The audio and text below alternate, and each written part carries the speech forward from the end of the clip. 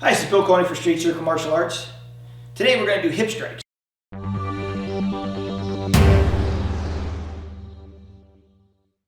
Hips, very underutilized tool. Most people can't throw them well because they're not flexible in the hips. So what I want to do is I'm going to show you how I use them, and I'm going to show you how to practice them. Please subscribe. To throw a hip strike, two things have to happen. You have to be flexible in the hips. You have to be able to move in multiple directions, but you also need to step.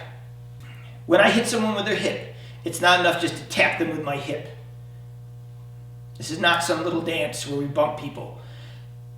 When you hit someone with a hip, you want to take their space. You want to cut into them so it off balances them. Because a hip strike isn't going to take somebody out.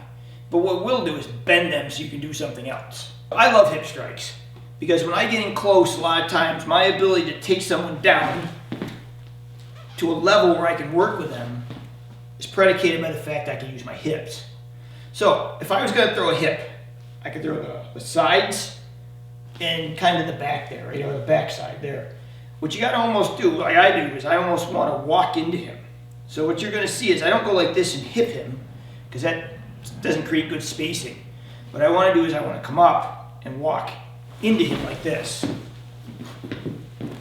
In extreme situations, you almost want to jump into them.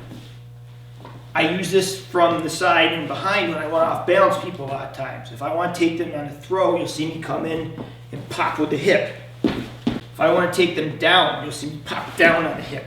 See how like they went down on that angle? If someone's grabbing me and I just want to check them, you want to throw into them really hard that way, it off-balances them and gives you spacing. Because if I don't, right, I don't have any space here. But by me stepping through him and hitting him with my hips, it gives me spacing. When you practice hips, this is important. First thing you should start is big hip circles. It's good for you anyways. And it gives you good range of motion all the way around. When you feel better with that, you want to do infinity signs. So I'm back, I'm in like this. You want to make that nice 8, both directions. Then you want to learn how to do this with the step. So I circle, I step, I hip, I step, I circle. You always want to get used to stepping and throwing that hip. So slow step, throw the hip. Because again, I don't want to hit them out here. I want to step through where they are. So I practice this with a partner. It's really simple. You don't have to hurt them. You just get very close to them. And what you want to do is you want to practice slow and see how they tip. See his structure? Like he's strong here because he's in posture. But when I take his posture, it allows me to come in and do other things. You get like this is important too. I see so many people, they want to pull, right? Pulling's not right. What you want to do is you want to take their center and start to tip them ahead of time. And then as I pull him, he comes down easily. This one you should be more careful with. If they're coming this way and I have no choice and I want to check them, go slow and walk through them. In reality, you want to jump at them, right? Right down low, cut them down in there so that it takes them down this way. The other way I use this when I step through them on the duck. So he goes to grab me and I step. You see how I cut him this way? A lot of times as I feel a grab coming over the top, like I'll cut them on the way through. Why am I escaping as this comes through? I also want to clip him on the way through so that he doesn't have an easy shot on me.